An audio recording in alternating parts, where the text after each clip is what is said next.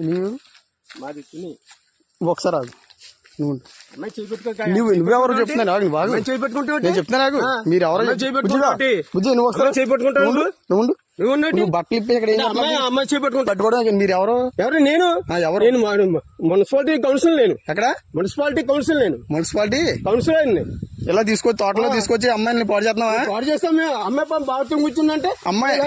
ఏంటి అమ్మాయి చేపట్టుకుంటాను